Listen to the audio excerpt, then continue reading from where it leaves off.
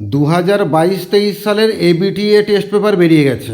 তো ছেলে মেয়েদের মধ্যে একটা হিড়িক পড়েছে এবিটিএর যে পেজগুলো তার প্রশ্নের উত্তরগুলো খুঁজে পাওয়ার। তো আমি আজকে আলোচনা করব 2022-23 এবিটিএ টেস্ট পেপারের ইংরেজি পেজ নাম্বার 56 এখান থেকে পুরো পেজটা ধরেই আমরা আলোচনা করব। একের দাগে আমরা যাব, এখানে প্রোজ থেকে এমসিকিউ দিয়েছে।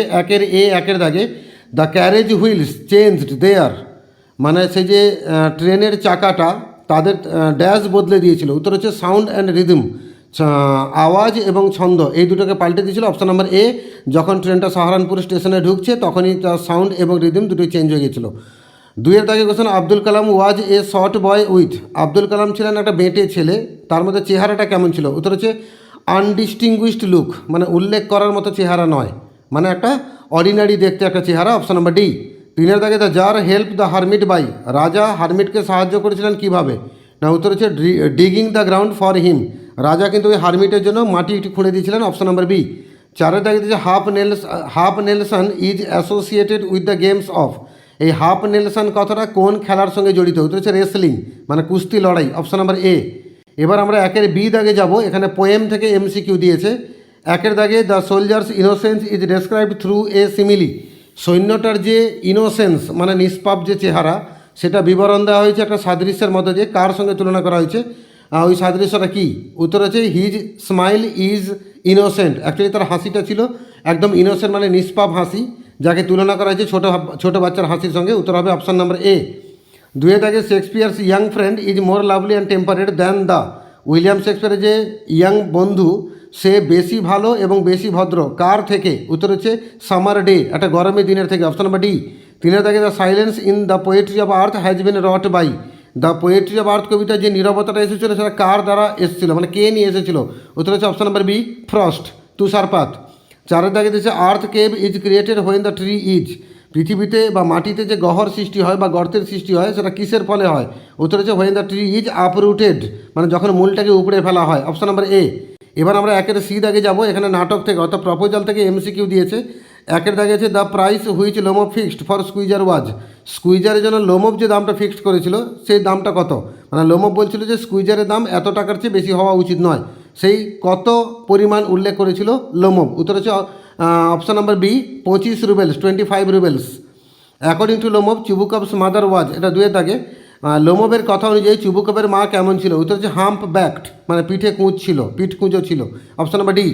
তিনের দাগে লোমব feels a Twitch in his write dash, লোমব একটা টান অনুভব করেছিল তার ডান দিকের আইব্রোতে অর্থাৎ ভ্রুতে। এবার চারে দাগে নাটালিয়া কম্পেয়ার্স লোমবস ডগ টু এ, নাটালিয়া লোমবের কুকুরকে তুলনা করেছিল কার সঙ্গে? না, সেই ঘোড়া গাড়ি থেকে যে সমস্ত ঘোড়াগুলো বাদ পড়ে যায় তাদের সঙ্গে। Option number B, horse. এবার আমরা দুইয়ের দাগে যাব, এবার দুইয়ের দাগে এস এ কিউর দাগ। দুইয়ের এ দাগে এখানে প্রোজ থেকে এস এ কিউ দিয়েছে। প্রথম কোশ্চেন হচ্ছে what was the price of the cake the boy was given a part of in the thank you ma'am. Thank you ma'am গল্পে মিসেস জোন্স রজারকে কেক খেতে দিয়েছিলেন, আমরা জানি সে কেকের দামটা কত? আমরা উত্তর লিখব the price of the cake was 10 cent, ওই কেকের দাম ছিল 10 সেন্ট। দুইয়ের দাগে what did Roger hear when he enter the house of Mrs Jones, Mrs জোন্সের ঘরে যখন রজার পৌঁছেছিল রজার কী শুনতে পাচ্ছিল? উত্তর হচ্ছে Roger could hear the other roomers লাফিং and talking in the large house, সেই বিশাল বড় বাড়িতে রজার যখন ঢুকলো রজার শুনতে পাচ্ছিল যে অন্যান্য রুমার্সরা মানে রুমের লোকেরা তারা হাসছিল এবং কথা বলছিল। তিনের দাগে হোয়ার ওয়াজ the chanted upon water taken in the strong roots, strong রুটসে যেমনটা বলা হয়েছে সে প্রার্থনা করায় পবিত্র করে দেওয়া যে জলটা সেই জলটাকে নিয়ে যাওয়া হতো কোথায়? আমরা জানি লোকেরা সেই জল বয়ে নিয়ে বাড়িতে যেত ইনভ্যালিডসদের জন্য, মানে অক্ষম বা পঙ্গু লোকেদের জন্য। তাই উত্তর আমরা লিখব people carried this water home for ইনভ্যালিডস। এবার আমরা পেজ নাম্বার 57-তে যাব, 57। চারের দাগে কোশ্চেন দিচ্ছে how long did the tsar dig the beds, রাজা কতক্ষণ সেই তলাগুলো খুঁড়ছিলেন? উত্তর হচ্ছে সূর্যাস্ত পর্যন্ত। The tsar dug the beds till the sunset. পাঁচের দাগে what did the tsar bring for the wounded man, সে আহত লোকটার জন্য রাজা কী নিয়ে এসেছিলেন? না, রাজা তার জন্য কিছু ফ্রেশ ওয়াটার নিয়ে এসেছিলেন। সো আমরা লিখব the tsar brought fresh water for the wounded man. ছয়ের দাগে কোশ্চেন দিচ্ছে where according to the narrator were hardly any animals left, লেখকের কথা অনুযায়ী কোথায় কোনো পশু আর অবশিষ্ট নেই? আমরা উত্তরে লিখব দেহেরার কাছাকাছি যে ফরেস্টগুলো সেখানে কোনো পশু অবশিষ্ট নেই। আমরা লিখব there were hardly any animals left in the forest near Dehra. সাথের দাগে হচ্ছে যে what seem to be tantalizing to the narrator, বক্তার কাছে কোন জিনিসটা প্রলোভনীয় ছিল? উত্তর হচ্ছে the perfume of the girls hair was tantalizing for the narrator. মেয়েটার চুলের যে সুগন্ধটা সেটা লেখকের কাছে ছিল প্রলুব্ধকর। এবার 8 দাগে হচ্ছে how did Kalam's father bring the কোকোনাটস from the Grove. নারকেল বাগান থেকে নারকেলগুলোকে বাড়িতে নিয়ে আসতেন কালামের বাবা কিভাবে? না আমরা জানি কাঁধের উপর তিনি ঝুলিয়ে নিয়ে বয়ে নিয়ে আসতেন। Kalam's father carried the কোকোনাটস over his shoulder from the Grove. এবার আমরা যাব বি দাগে, এখানে SAQ দিয়েছে পোয়েম থেকে। 1 দাগে আছে what does the expression leprous hide refer to. এই লেপ্রাসাইড বলতে কী বোঝানো হয়েছে? যদি প্রশ্ন দিত লেপ্রাসাইড মানেটা কী, তাহলে আমরা উত্তরে লিখতাম কুষ্ঠরোগীর চামড়া, স্কিন অফ দ্য লেপার। কিন্তু এখানে বলেছে লেপ্রাসাইড বলতে কী বোঝানো হয়েছে, তাই আমরা বলবো লেপ্রাসাইড বলতে এখানে গাছের ছালকে বোঝানো হয়েছে। তাই অ্যান্সারে লিখবো leprous hide refers to the bark of a tree. 2 থেকে what kind of a task is to kill a tree. একটা গাছকে মেরে দেওয়াটা এটা কেমন ধরনের কাজ? উত্তর হচ্ছে এটা একটা টাইম টেকিং সেরিমোনিয়াল কাজ, মানে আনুষ্ঠানিক কাজ। তাই আমরা উত্তরে লিখব killing of a tree is a time taking ceremonial task. 3 থেকে how does the stream move through the valley. ওই উপত্যকায় নদী যে প্রবাহিত হচ্ছিল কীভাবে? উত্তরে বলবো নদীটা প্রবাহিত হচ্ছিল স্লোলি, আস্তে আস্তে যাচ্ছিলো এবং লম্বা লম্বা রূপলি রেখে ঘাসের উপর ফেলে রেখে যাচ্ছিল। তাই আমরা অ্যান্সার লিখব the stream moves slowly by leaving the long strands of silver on the bright grass through the valley. 4 থেকে যে where are the feet of the soldier in asleep in the valley. Asleep in the valley কবিতায় সৈন্যটা পাগুলো কোথায় ছিল? উত্তরে লিখবো the feet of the soldier were among the flowers. ওই পাগুলো ছিল ফুলের মাঝখানে। 5 থেকে বলেছে what are the shortcomings of the summer in comparison to the poets friend. কবির বন্ধুর সঙ্গে তুলনা করতে গেলে গরমকালে যে ত্রুটির কথা কবি বলেছেন, কোন ত্রুটির কথা বলেছেন? আমরা উত্তরে লিখব কবির বন্ধুর সৌন্দর্যকে চিরস্থায়ী বলেছেন কবি, কিন্তু উল্টো দিকে গরমকালটাকে তিনি ক্ষণস্থায়ী বলেছেন। তাই আমরা এক্ষেত্রে গরমের যে শর্টকামিং সেটা বলবো কোনটা? না ওই summer's lease hath all too short a date, মানে গরমের সময়সীমাটা হচ্ছে খুবই সংক্ষিপ্ত। 6 থেকে what according to Shakespeare will his friend not loose.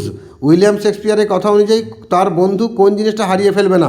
না কবির বন্ধু হারিয়ে ফেলবে না, তার মধ্যে যে চিরন্তন সৌন্দর্য আছে ওটা। তা আমরা লিখবো according to William Shakespeare his friend will not lose his eternal beauty. 7 থেকে দিচ্ছে what tires out the grasshopper. গ্রাসহপারকে ক্লান্ত করে দেয় কোন জিনিসটা? না তার লাগাতার মজা, কন্টিনিউয়াস ফান। তা আমরা অ্যান্সারে নেব the grasshopper is tired out of continuous fun, FUN fun, fun মানে মজা। এবার 8 দাগে করছে যে what brings warmth to the winter evening in Keats the poetry of earth. John কিডসে লেখা দ্য পোয়েট্রি অফ আর্থ কবিতায় কোন জিনিসটা নিয়ে আসে শীতের সন্ধ্যায় উষ্ণতা? উত্তর হচ্ছে ক্রিকেটের গান। তাই আমরা অ্যান্সার লিখব cricket song brings warmth to the winter evening in Keats's the poetry of earth. এবার আমরা 3 দাগে যাবো। এখানে লং কোশ্চেনের দাগ, প্রোস থেকে লং কোশ্চেন দিচ্ছে 3 A। Then he answered in a loud voice. তখন তিনি উত্তর দিলেন একটা নিচু গম্ভীর গলায়। Who is he? এই হিটাকে আমরা অ্যান্সার দেবো he is Kalam's father Jainul Abdeen. তারপরে কোশ্চেন দিয়েছে what question did he answer. তিনি কোন প্রশ্নের উত্তর দিলেন? এটা 3 মার্কের কোশ্চেন দিয়েছে। তাই এক্ষেত্রে আমরা বলবো কালামের বাবা একটা জায়গায় কালামকে অ্যাডভাইস করছেন যে আমাদের প্রত্যেকের জীবনে প্রবলেম আছে, প্রবলেমকে দেখে ভয় পেলে চলবে না। প্রবলেম যখন আসবে তখন তার রিলিভেন্সটাকে বোঝার চেষ্টা করতে হবে। আর তাছাড়া আমাদের একটা জিনিস বুঝতে হবে, অ্যাডভার্সিটি সবসময় খারাপ নয়। অ্যাডভার্সিটি আমাদের জীবনে কখনো কখনো ইন্ট্রোস্পেকশনের সুযোগ করে দেয়। যখন এতগুলো কথা বলে গেলেন তখন কালাম প্রশ্ন করলেন যে বাবা তোমার কাছে যে শয়ে শয়ে লোক আসে, তুমি তাদেরকে এই কথাগুলো বলো না কেন? এই প্রশ্নের উত্তরে কালামের বাবা এই কথা বলেছিলেন। তাই আমরা অ্যান্সারে লিখব Kalam father told Kalam that we should not get fear at any problem or difficulties. When troubles come we should try to understand its relevance. At the same time adversity always presents opportunities for introspection. Then Kalam asked why Kalam's father did not tell this to the people who came to him for help and advice. So this was the question. Kalam's father gave answer. তারপরে last পার্টটা দিয়েছে what did he do before answering the question. এই উত্তরটা দেওয়ার আগে তিনি কি করলেন? না এই উত্তরটা দেওয়ার আগে তিনি কালামের কাঁধে হাত রেখেছিলেন এবং কালামের চোখে কটমট করে তাকিয়েছিলেন। তো before answering this question Kalam's father put his hands on Kalam's shoulder and looked straight into his eyes. এবার আমরা 3 A দাগে লং কোশ্চেন আলোচনা করলাম। এবার 3 B দাগে এখানে লাইন দিয়েছে aren't you ashamed yourself. তুমি কি লজ্জা পাচ্ছ না এই কাজগুলো করতে? তোমার লজ্জা লাগে না? Who said this and to whom? কে বলেছিলেন এবং কাকে বলেছিলেন? উত্তরে আমরা লিখব এটা মিসেস জোন্স বলেছিলেন। কাকে বলেছিলেন? রজারকে বলেছিলেন। তাই আমরা অ্যান্সার লিখব Mrs Jones said this to Roger. What had the person spoken done to feel ashamed of. Actually person spoken to মানে শ্রোতা। শ্রোতা বলতে এখানে কে? রজার। সে কি এমন করেছিল যে তার লজ্জা লাগবে? না আমরা এখানে বলবো যে Roger was trying to snatch Mrs. Jones's bag. So this work is referred to here.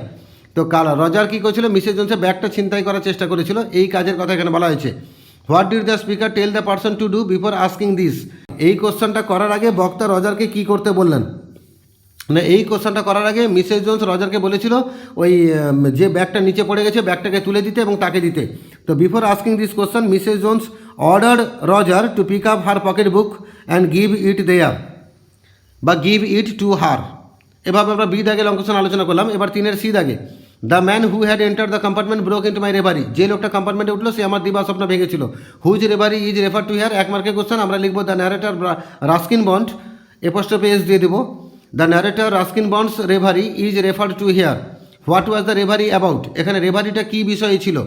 উত্তর আমরা লিখব যখন মেয়েটা ট্রেন থেকে নেমে গেল লেখকের মনটা খুব খারাপ হয়ে গেল, তিনি জানলার কাছে মুখটা নিয়ে গেলেন এবং বাইরের দিকে তাকাচ্ছিলেন। সেখানে তিনি কল্পনা করে যাচ্ছিলেন যে বাইরে কত রকমের লোক আছে এবং কত রকমের লোক কত রকমের কাজ করছে। এই যে ভাবনাটা, এটাকে এখানে দিবাস্বপ্ন বলা হয়েছে। আমরা বলব when the girl got down at Saharanpur the narrator felt alone, she felt the window ledge and looked outside and he pretended that he was studying the landscape and he was thinking so how many people were outside and how many works they were doing. So this thought is referred to here reverie. How was the reverie broken? এই রেভারিটা ভাঙলো কী করে, দিবাস্বপ্নটা ভাঙলো কী করে? না নতুন passenger সাহারানপুরে উঠেছিল, সে লেখককে এসে বলল যে আমি ওই মেয়েটার মতো আকর্ষণীয় সঙ্গী নই, তখনই লেখকের দিবাস্বপ্নটা ভাঙলো। আমরা বলব the new passenger got in to the train at Saharanpur, he came to the narrator and said that he was not as attractive a travelling companion as the girl who just left. In this way the reverie of the narrator was broken.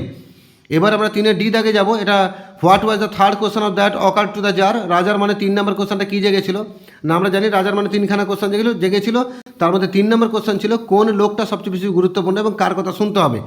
So the third question of the tsar was who was the most important man and to whom one should pay more attention.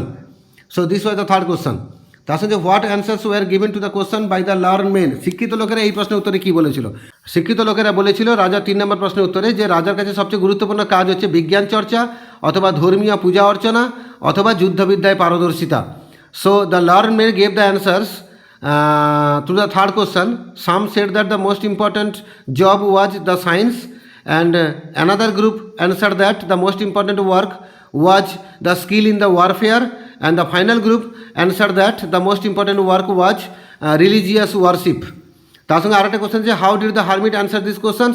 রাজা এই প্রশ্নের উত্তর কী দিয়ে, সাধু এই প্রশ্নের উত্তর কী দিয়েছিলেন না, সাধু বলেছিলেন যে লোকটা চোখের সামনে রয়েছে সেই লোকটার জন্য ভালো কিছু কাজ করা এটা সবচেয়ে গুরুত্বপূর্ণ কাজ, কারণ আমরা এই উদ্দেশ্যে পৃথিবীতে জন্মেছি।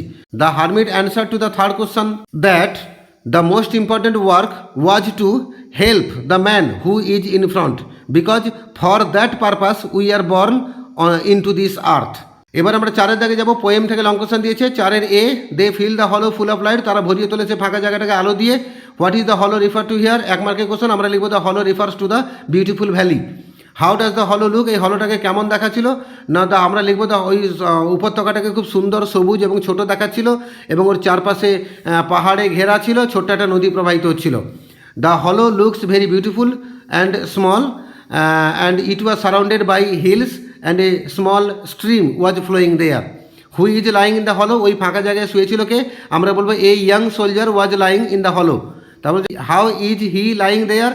সে সেখানে কীভাবে শুয়েছিল না, সেখানে সে শুয়েছিল মুখটা হাঁ করে এবং একটা হাত বুকের উপরে রেখে, এবং তার মাথা ছিল ফার্ন গাছের উপরে, বডি ছিল আন্ডারগ্রোথের উপরে এবং পা ছিল ফুলের মাঝখানে।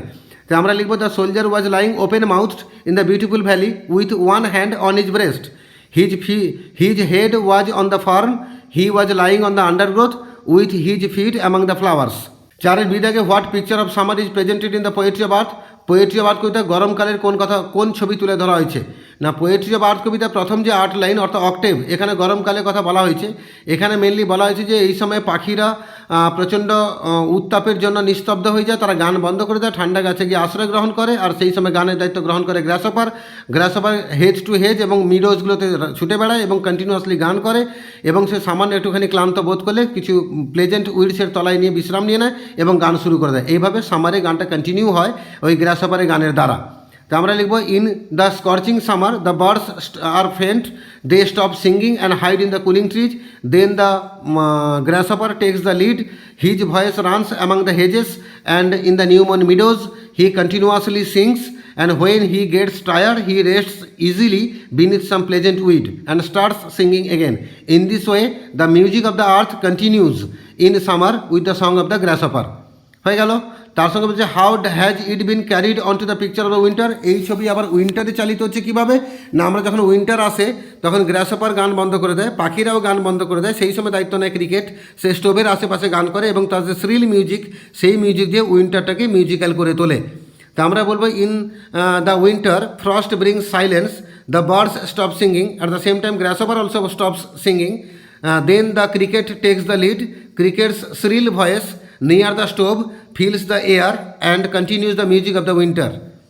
এবার সি দাগে আমরা যাব discuss the time versus love conflict as presented by Shakespeare in his poem shall I compare thee to a summer's day.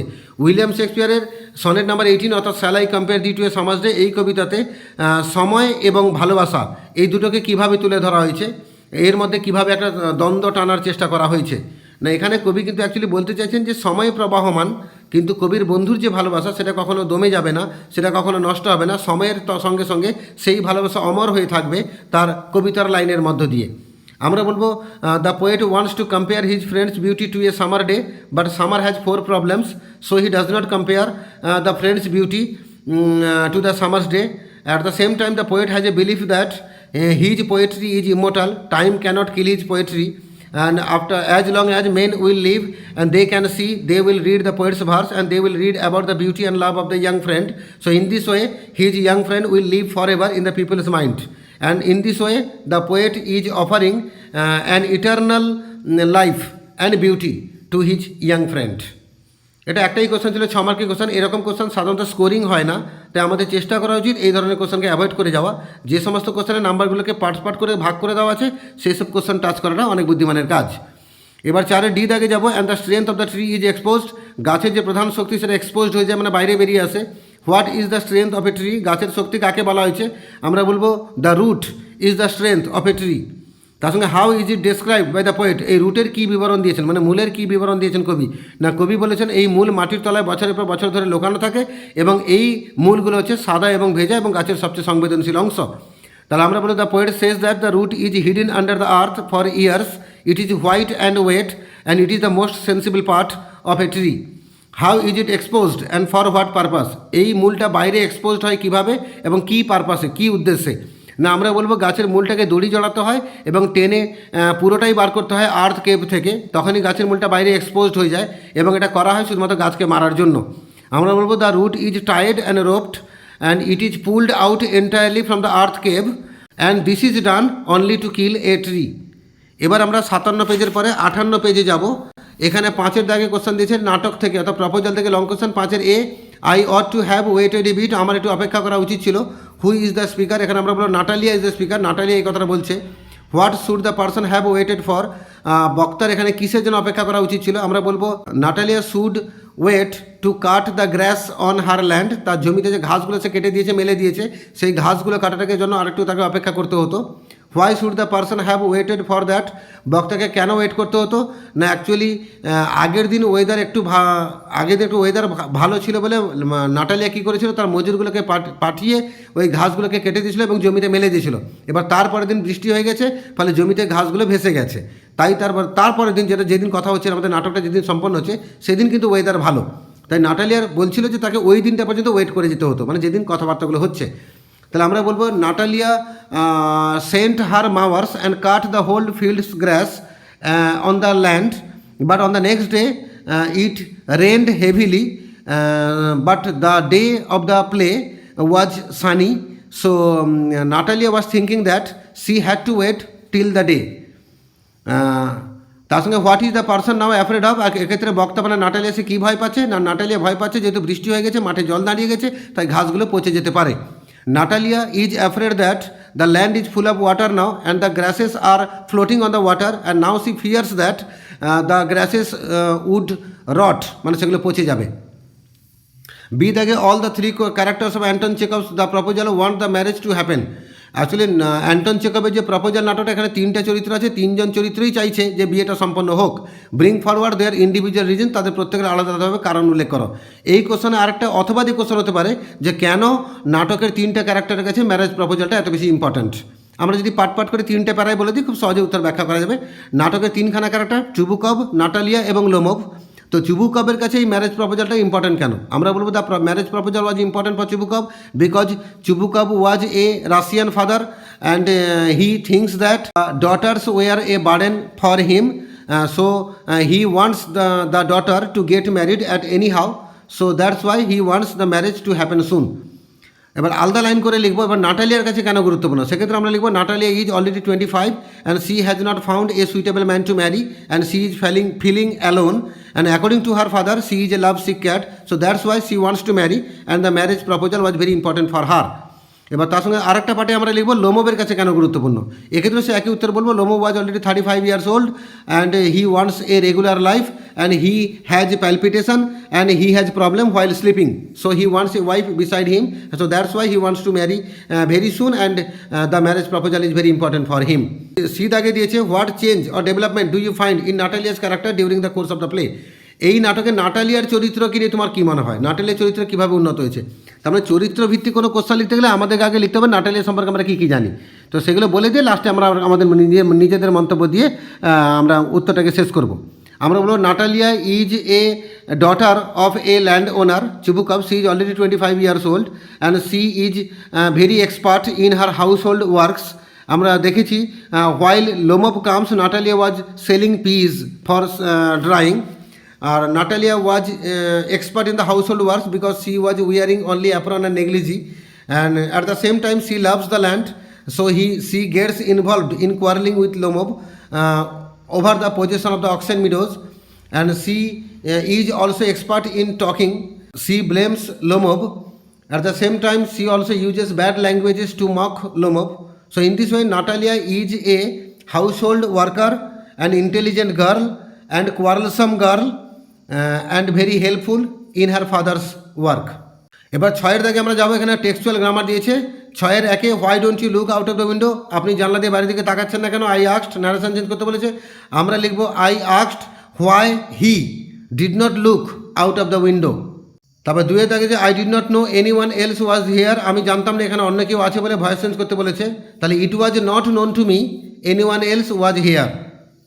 তারপর 3 দাগে a man getting into the compartment stammer and apology, একজন লোক কম্পার্টমেন্টে উঠছিল, সে বিড়বিড় করে ক্ষমা চাইলো, স্প্লিট করতে বলেছে, আমরা লিখবো a man goat into the compartment প্রথম বাক্য, সেকেন্ড বাক্যে লিখবো হি স্ট্যামার অ্যান্ড অ্যাপোলজি। 4 দাগে দিয়েছে October is the best time, October সবচেয়ে ভালো সময়, এটাকে পজিটিভ ডিগ্রি করতে বলেছে, আমরা লিখবো no other time is as good as October. 5 দাগে দিয়েছে it takes much time to kill a tree, এটাকে নেগেটিভ বাক্য করতে বলেছে, মানে গাছকে মারতে অনেক সময় লাগে, আমরা উত্তরে লিখবো গাছকে মারতে কম সময় লাগে না, it does not take little time to kill a tree. এবার 6 দাগে বলছে nature keeps him warm, nature তাকে গরম রাখে, এটাকে নাউন ফর্ম করতে বলেছে ওয়ার্মের, মানে ওয়ার্মথ শব্দটা আনতে হবে। তো আমরা অ্যান্সার লিখবো নেচার গিভস GIVES, গিভস হিম ওয়ার্মথ WARMTH। এবার 6 বি দাগে আর্টিকেলস আর প্রিপোজিশন দিয়ে শূন্যস্থানগুলোকে পূরণ করতে হবে। 6খানা ব্ল্যাঙ্কস আছে, আমি অ্যান্সার সহ বাক্যগুলো পড়ে দিচ্ছি।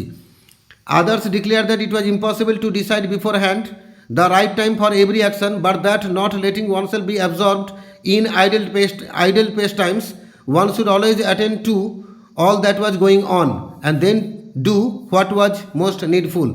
এবার 6 সি দাগে একটা বাক্য দিয়েছে, বাক্যটা ভুল শব্দ আছে, ওই ভুল শব্দটাকে কারেকশন করে দিতে হবে। I had not the faint idea, এই ফেন্টের কাছে শব্দটা ভুল আছে, তো এখানে ফেন্ট পাল্টে হবে ফেন্টেস্ট। তো আমাদের সেন্টেন্সটা লিখে দিয়ে আসতে হবে পরীক্ষায়, I had not the faintest idea of the meaning of the Arabic prayer chanted. এবার আমরা 7 দাগে যাবো, একটা আনসিন দিয়েছে, আনসিনটা আমরা পড়ে নিই। Located around 35 kilometre from Agra, Agra থেকে প্রায় 35 কিলোমিটার দূরে অবস্থিত, the famous capital of the Mughals, Mughal সাম্রাজ্যের বিখ্যাত রাজধানী, and about 30 kilometre from Bharatpur, Bharatpur থেকে 30 কিলোমিটার দূরে। তাহলে কোন জায়গার কথা বলা আছে? জায়গাটার নাম হচ্ছে ফতেপুর সিকরি। ফতেপুর সিকরি তাহলে আগ্রা থেকে 35 কিলোমিটার দূরে আছে, আর সেটা ভরতপুর থেকে 30 কিলোমিটার দূরে আছে, এবং সেটা মোগলদের বিখ্যাত রাজধানী সেই Fatehpur Sikri stands as a proud, সেটা কিন্তু গর্বের জায়গা হিসেবে এখনও দাঁড়িয়ে আছে। ইয়েট এখনও lonely reminder of the splendour of the medieval India, মধ্যযুগীয় ভারতের যে চমক ছিল তার মধ্যে এটা একমাত্র রিমাইন্ডার, সেটা কিন্তু এখনও দাঁড়িয়ে আছে গর্বের সাথে। ইট রিপ্রেজেন্টস, এখানে প্রিন্টিং মিস্টেক হয়েছে, IF হয়ে গেছে, ওটা IT হবে। ইট represents unique architectural experiments.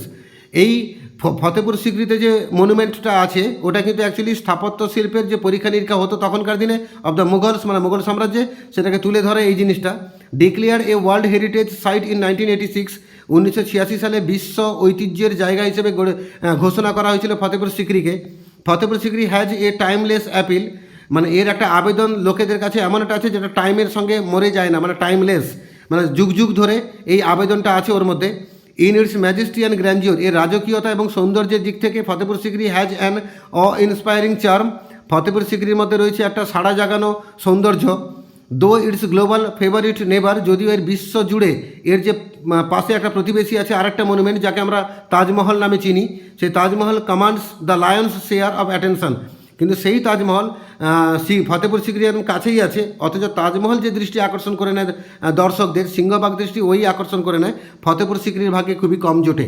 Build by the legendary Mughal empire Akbar, মহান মোগল সম্রাট আকবর এই ফতেপুর সিকরি নির্মাণ করেছিলেন।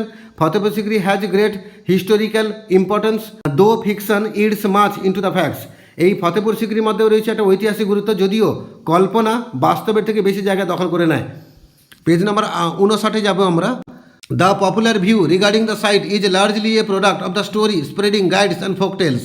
অ্যাকচুয়ালি এই ফতেপুর সিকরিকে নিয়ে সবচেয়ে জনপ্রিয় যে ধারণাটা রয়েছে সেখানে যে গাইডস যারা থাকে তারা কিছু স্টোরি ছড়িয়ে দিয়েছে ফতেপুর সিকরিকে নিয়ে, বেশ কিছু গল্প এবং লোকগাথা, ফোক টেলস, মানে ছোটো ছোটো কাহিনী ওই ফতেপুর সিকরিকে কেন্দ্র করে রয়েছে, যেটা ওখানে গাইডসদের মুখ থেকে শোনা যায়। Naturally for a serious tourist questions scarcely receive satisfactory answers, তো স্বাভাবিকভাবে কোনো ট্যুরিস্ট যদি আগ্রা ঘুরতে যায় বা ফতেপুর সিকরি ঘুরতে যায়, তারা যে সমস্ত প্রশ্ন জিজ্ঞেস করে ওই প্রশ্নে তারা সঠিক উত্তর পায় না। The guides however go gaga about the 9 jewels of Akbar's court or heap praises on Jodhabai, তাই এখানে গাইডসরা কিন্তু অ্যাকচুয়ালি একটা উপরে উপরে হালকাভাবে বলে চলে যায় ওই আকবরের যে নবরত্ন সভা 9 জুয়েলস, মানে 9 জন পণ্ডিত ব্যক্তি ছিলেন তাদের সম্পর্কে, অথবা যোধাবাই সম্পর্কে যে মানে কি বলে প্রশংসাবাণী, এই সম্পর্কে তারা হালকার উপর বলে চলে যায়। Which identity is yet to be confirm by historians, যে যোধাবাইয়ের আসল পরিচয় আজও এখনও ঐতিহাসিকরা খুঁজে বার করতে পারেননি। এখান থেকে আমরা 4খানা ট্রু ফলস করবো। প্রথম ট্রু ফলস হচ্ছে Fatehpur Sikri is near to Agra than Bharatpur, মানে অ্যাকচুয়ালি আগ্রার কাছে ফতেপুর সিকরি বেশি কাছের ভরতপুরের থেকে। কথাটা ভুল বলেছে, ফলস বলেছে। আগ্রা থেকে 35 কিলোমিটার দূরে আছে, কিন্তু ফতেপুর থেকে ভরতপুর থেকে কিন্তু 30 কিলোমিটার দূরে আছে, তাই কথাটা ফলস, আমরা F লিখব। 2-এর দাগে দিয়েছি the Taj Mahal is far away from Agra, তাজমহলটা আগ্রা থেকে অনেক দূরে অবস্থিত, কথাটা ভুল, ফলস লিখব। Guides often create tales to attract tourist, গাইডসরা কী করেন মাঝে মাঝে ছোটো ছোটো কাহিনী অবতারণা করেন ট্যুরিস্টকে আকৃষ্ট করার জন্য, অবশ্যই ট্রু, টি লিখব। Historians have confirm the identity of Jodhabai, ঐতিহাসিকরা কিন্তু যোধাবাইয়ের যে মূল পরিচয় তাকে কনফার্ম করেছেন, কথাটা ভুল, ফলস লিখব, F লিখব। এবার বি দাগে বলেছে when was Fatehpur Sikri declare a world heritage site, Fatehpur সিকরিকে বিশ্বের ঐতিহ্যস্থল বলে ঘোষণা করা ছিল কত সাল? উত্তরে আমরা যাব 1986। তাহলে এখানে অ্যান্সার একটা বাক্য দিয়েছে declare a world heritage site in 1986, Fatehpur Sikri. Fatehpur সিকরিকে 1986 সালে ওয়ার্ল্ড হেরিটেজ সাইট হিসেবে ঘোষণা করা হয়েছে। তার সঙ্গে একটা পার্ট কোশ্চেন চলে আছে, which structure is its world famous নেবার, ওই ফতেপুর সিকরির প্রতিবেশী, বিশ্বখ্যাত প্রতিবেশী, সেটা কে? উত্তর লিখব the Taj Mahal structure is its world famous neighbour. এবার 2-এর দাগে কোশ্চেন আছে হু বিল্ড ফতেপুর সিকরি, ফতেপুর সিকরি কে তৈরি করেছিলেন? আমরা বলবো the great Mughal empire Akbar build Fatehpur Sikri. তার সঙ্গে আরেকটা পার্ট কোশ্চেন দিচ্ছে what does the historical importance of the site suffer from, কিন্তু এই ঐতিহাসিক যে গুরুত্ব, এই হিস্টোরিক্যাল ইম্পর্টেন্স সেটা কী জিনিস থেকে ভুগছে, মানে কিসের অভাবে ভুগছে? এর উত্তরে আমরা লিখব Fatehpur Sikri has great historical importance though fiction eats much into the facts. Last question দেওয়া আছে what is the popular view regarding Fatehpur Sikri based on, Fatehpur সিকরিকে নিয়ে যে জনপ্রিয় ধারণা সেটা কিসের উপর ভিত্তি করে গড়ে উঠেছে? এটা আমরা উত্তর পাবো পেজ নাম্বার 59, একদম উপরে লাইনে আছে। Popular view regarding the site is largely a product of the story spreading guides and folk tales, naturally for a serious tourist questions scarcely receive satisfactory answers, এটুকু লিখে দিলেই আমাদের হয়ে যাবে। এবারে 8-এর দাগে আমরা যাব যে recently your school has organised youth parliament in your school, তোমার স্কুলে শব্দটা ইউথ পার্লামেন্ট হয়েছিল, সেটাকে কীভাবে হয়েছিল এই নিয়ে একটা রিপোর্ট লিখতে বলেছে, সেটা স্কুল ম্যাগাজিনে ছাপানো হবে। তো এই রিপোর্টটা আমি খুব শীঘ্রই ওটাকে রাইটিং স্কিলের ভিডিওতে আমি পুট করে দেবো, তোমরা সেখান থেকে পেয়ে যাবে।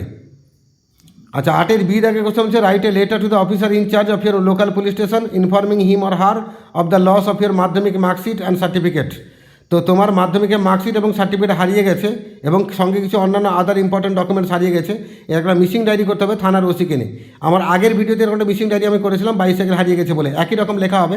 আমি লিখবো এখন 2, তার নিচে লিখবো দ্য ওসি, তার নিচে থানার নাম লিখবো রামনগর পুলিশ স্টেশন, তার নিচে অ্যাড্রেস দেবো রামনগর, পূর্ব মেদিনীপুর।